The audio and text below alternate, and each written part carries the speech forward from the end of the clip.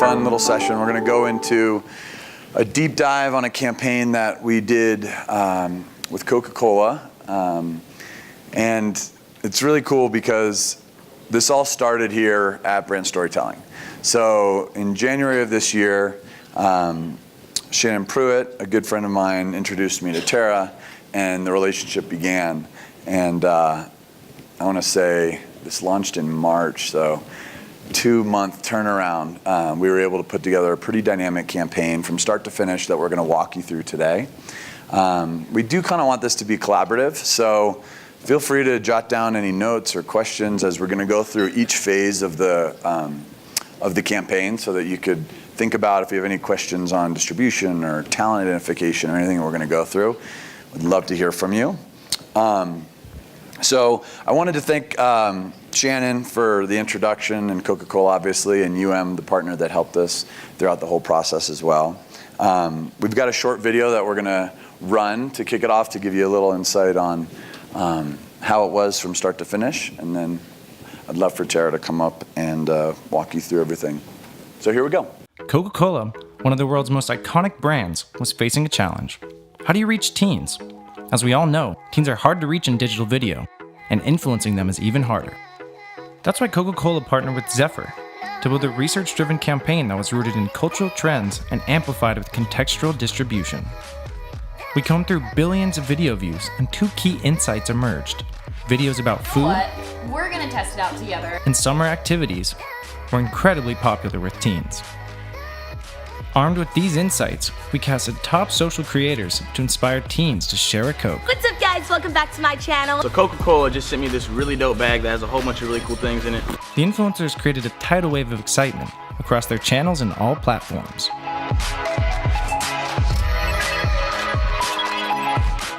Context matters in content distribution. So when teens watched videos about skateboarding, they saw this Coca-Cola video.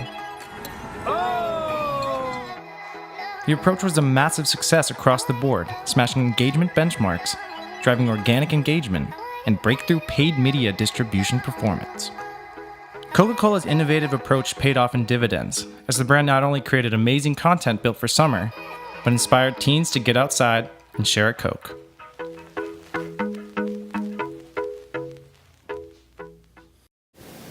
Cool. So I'd like to invite Tara Piper to come up on stage and join me. Tara's the head of entertainment marketing for Coca-Cola. no talking necessary. Welcome. Hi. So I thought we'd kick this off with the very beginning of the process. So the goal here was to understand what the initiative is, right? So the brands write the brief and come up with the concept and identify the target. And so if you could walk us through sort of that target. Absolutely.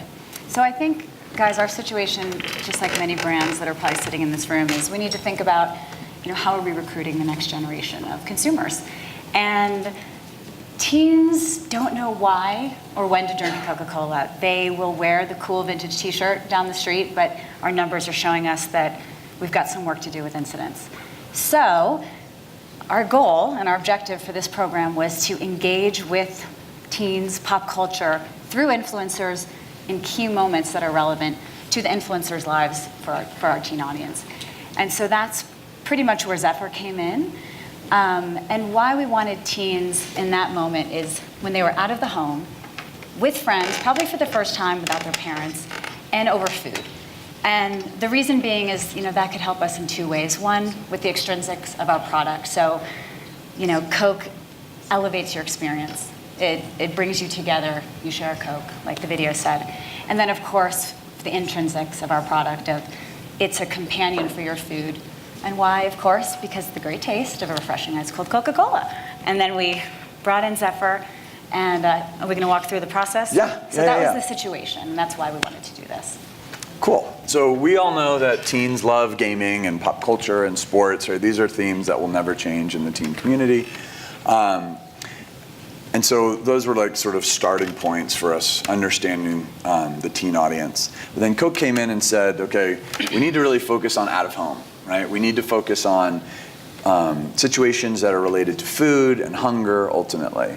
And so what we did is we basically leveraged, Zefr has a pretty rich history in research. We spend a lot of time understanding what the consumption patterns are on the platform.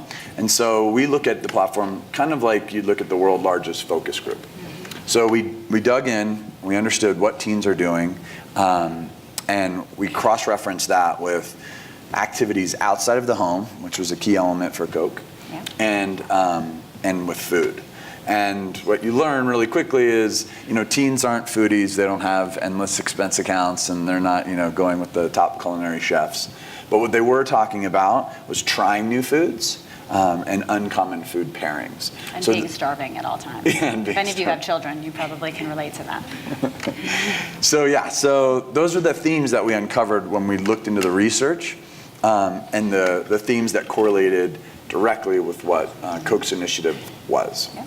So we took that insight, right, and then we moved into trying to identify the right influencer. So this kind of walks you through the process. So the next step really is, let's find the right influencer. So we took a data-driven approach. This was us sort of combing through almost 80,000 different influencers to identify really the right ones for this campaign. We'll dig into that in a bit. Okay. And then engaging cross-platform content. So we're looking across every social platform to identify the right influencers. And then lastly, context matters. So with content-based distribution, when you find the audience in the right mindset, they're much more receptive to seeing your content. So we're going to talk a little bit about that as well. Cool, so the cast. So this is where we spent a lot of time, again, leading with data first and understanding of the thousands of top influencers out there, which ones have the greatest engagement. That's sort of our starting point in our Zefr's true north. So if you have a really engaged audience, then people care about what you're posting, right? Mm-hmm. And that's really, I think, the table stakes for influencer marketing. If you're with somebody that has great reach, but nobody cares when they post something, then you're kind of wasting your time. So we look at his engagement as really our true north, and then we combine that with a contextual assessment of what they're posting about.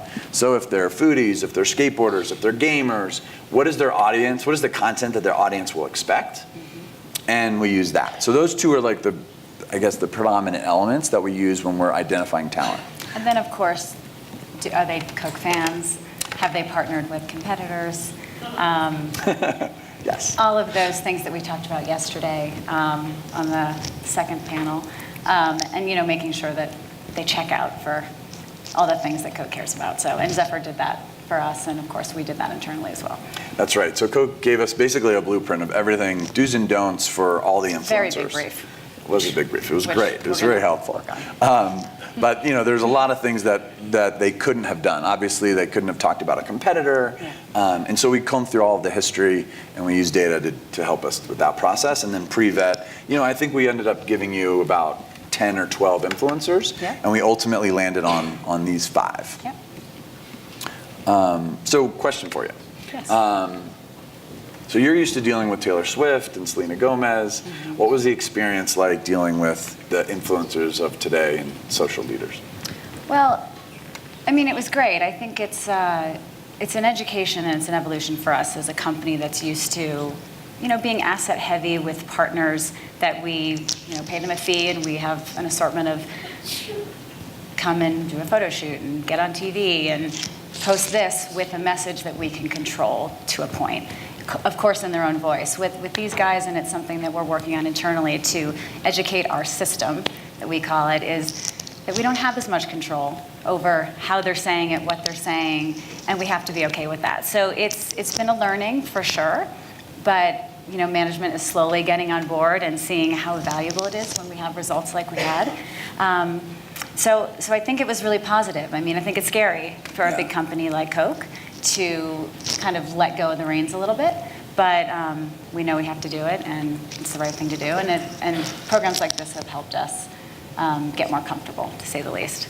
But we're still going to have Selena and Yeah, the rest of of course. them because there's room for everyone. But So we've done the research, right? We set the stage, we've identified the talent. So the next step is the execution. So this is where the content comes into play. And sort of the philosophy here is these influencers have built themselves from scratch.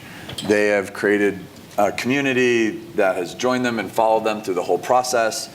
And no one is better at talking to this audience than the influencers themselves. So the authenticity was incredibly important. And that's an element that we sort of relinquish control. And what we do is we empower them with the research. So we gave them some ideas about what we were going to talk about, which were sharing, trying something new, or new food pairings. combinations or food pairings, and then we sort of let them do their thing. And when you do that, when you have the right research, you have the right people, you get results like this. And you can see some of the quotes that are really slowly scrolling through. yeah. But ultimately their fan bases really loved this. And you'll see in sort of the numbers at the end. But the response is the key aspect, right? We want to move and encourage people to buy Coca-Cola and share it with their friends and have it during meals outside of the home. So another question for you on content specifically. So Coke is used to controlling the message, right? And then also really high production value. So what was there like a tough education process internally, or what did you have to do to sort of ignite this, knowing that inside Coke maybe they're not used to letting things go free? Well, yes and no. I mean, we have obviously the ladies on our content team who you guys have met. We do this quite a bit, and we've been dabbling in programs like this for a couple years. So the production value we know isn't, we don't want to spend the money either to go and shoot $1 million production shoot with social influencers. We're not going to do that. So I think everybody's expectations were managed. I think when we got some of the first videos back, as you probably recall, we were like, oh, we need to tweak this. And we did have a few rounds like that. And at first we were a little like, oh, is this going to be torture? But after round one of them, the influencers just understanding our voice and what our expectations were, it got a lot better. But it was a little hairy at first. And we're not the easiest client, I'll admit that, because we do have so many people's hands. We've got our content team, our connections planning team, my team on the entertainment side, and our PR team and our social center. I mean, there's a lot of cooks in our kitchen. But we're trying really hard at Coke to figure out internally how we best leverage programs like this and partners like you guys in this space, because we do have different KPIs like we've talked about the last couple of days. But at the end of the day, we all internally have to be talking to each other and make sure that we're all uniting around the common business goal of driving volume and teen incidents, like we said at the top of this. So it's funny because that kind of brings up a best practice even. So even with this program, as we think about programs going forward with Coca-Cola, partnering with influencers on a longer term strategy, right? This was something that, we kind of piloted this. This was sort of a pilot program, right? We met, we talked about it, submitted the brief, and then we came back with the research. And I think those early hiccups, if we go back to the same talent, will largely be avoided. And so that's just something to take note of when you do find talent that works well for you or works well with your brand. You might want to vary up, different folks from different times, but to sort of keep them on your roster, because some of this talent is much better than others. Absolutely. And that's where I sit. I do most of the bigger talent deals, and they're usually 1, 2, 3 year deals. With the social influencers, we've predominantly used them pretty tactically. And our goal in this program and working with Zefr was, let's test this out and try to have more of a long-term relationship with some of these guys, because we see the value in how we're doing it on the talent side, on the celebrity side, but we know we need to move a little closer into the influencer space. But how can we learn from what we do so successfully in the influencer space? So we definitely would pick a handful of these, but maybe not all of them. But we won't mention any names. So when you think about distribution, this is an area where we care a lot about. So we think about distribution somewhat in a unique way, I think. A lot of the early campaigns with social influencers, when a brand wanted views, or when you wanted a really good presentation at the end to show a nice graph up and to the right, you could fuel views pretty simply without a lot of targeting. And we just don't believe that that's the most effective way to do it. We believe that context matters. And so what we tried to do is align the videos that were created with the content that a user was expecting to see. So if you were a fan of skateboarding and you went onto YouTube and you searched for new, skate tricks or whatnot, before that you would see Sam Tabor, Yep. right? He's doing tricks, he's all in Coke garb, and it's what they're expecting, so the audience is super receptive to it. Yeah, those are pajamas, Those are Coke pajama remember pants. correctly, yeah. So we sent, just to give you a little scoop, all the influencers got a Coke box with all sorts of cool gear, and then they were free to do what they wanted with it. Some of them decided to put it on and then do some cool tricks, which is what Sam did, and his audience loved it. And I think another sort of takeaway here is making Coke the hero, right? So this is something that we've learned in collaboration with Sean Duras, who you'll see later on in the day.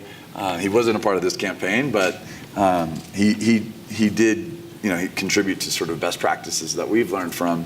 And making Coke the hero was a real win. So the audience doesn't see this as an ad. They see this as Coke has hooked us up. We've got this cool gear, and now I'm doing this trick for you or whatnot. So Yeah, I was at VidCon, and a random other influencer that we were chatting with was like, "Oh, you're the Coke person. My buddies are skateboarders," and I was like, "Oh, wait, that actually worked." Some random guy remembered this, who is a very cool, influential, and he's not into. He's like, "I've never done a brand deal, but I kind of want to now," which That's I thought awesome. was pretty great.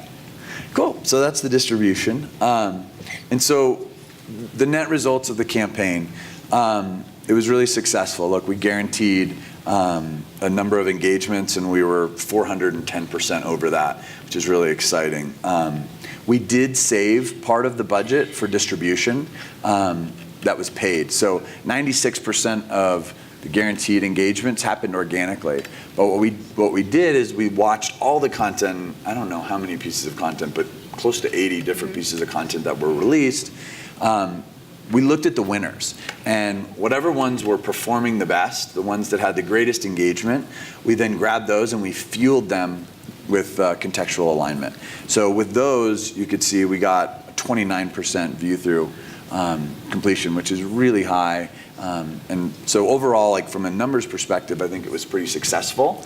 But the key for us, again, was the sentiment. So if you look at the results, I'm going to buy a Coke just because they like you, Chris. This made me want to buy a Coke so much, I'm drinking one now, LOL. So this is a number of like, what's that? Yeah, exactly. But there's hundreds of these kinds of comments, which I think if you take a step back and you think like the original idea was to move Coke bottles, and we did it through a series of tactics and planning and strategy and execution, but ultimately I think the sentiment was great. And Absolutely. Yep. do you have any further takeaways? No, not at all. I think it helped us with, like I said, the togetherness factor, the sharing a Coke, and also I want to drink a Coke. Yeah. Let's go buy a Coke and know when and why to drink it with this new group of kids. Cool. Yeah, it was great. It was a lot of fun. So we've saved about 2 to 3 minutes. If there are questions, feel free. We can take them. Otherwise, We can get coffee. we can get coffee. Or we can get a Coke. Or a Coke, of course. Yeah. Yeah, with the content created alongside influencers, or how was that done? Is that like a flip of chicken, or how that works? We gave them a brief, the influencers, and they did it themselves. And then they would submit it to us to see before they launched it. But they did it all on their phones. Thank you. Yeah. Anyone else? Anyone else? Yeah. Does Zefr manage the community management portion of this, or do you have a separate team for that? We manage it. You do? Yeah. And that's globally, or is it? It is globally. Yeah. Yep. All right. Well, if there's no other questions, thank you all. Thank you, Tara. Of course. One Oh, we more got one question more? here. Okay, it's hard to see with the lights. How does Coke measure its success with a campaign like this? I mean, we see the data here and the engagement, but from Coke's perspective, why was this successful for you in terms of numbers and shifting of product sales, etc.? Well, I think as everyone talked about yesterday, I think it was even on your panel, it's very hard to tell you today after this program if we're actually moving bottles. We don't know that yet. But from an engagement perspective, the numbers spoke for themselves. And internally, it was a success story just to even internally be able to do more of this kind of thing, to be honest with you. And that may not seem like a major result from a numbers and a data perspective, but for me and for my colleagues on the content team who want to do more things like this, to be able to show this high engagement and that partners that we're working with are over-delivering sends a really strong message for us. So. Yeah, I would say it's a part, not that you asked me, but Yeah. but it's part of the process, right? So this is one campaign and an overarching story arc. This is one element, one sort of link in the chain. And so a success story here allows you to sort of take those learnings and have more campaigns and more success. And I think UM is here somewhere, so you can talk to them about the data too. Yeah, exactly. That's it. Okay, we're up. Thanks, guys. Thank you very much. Fantastic. Thanks, Chip. Thanks, Tara.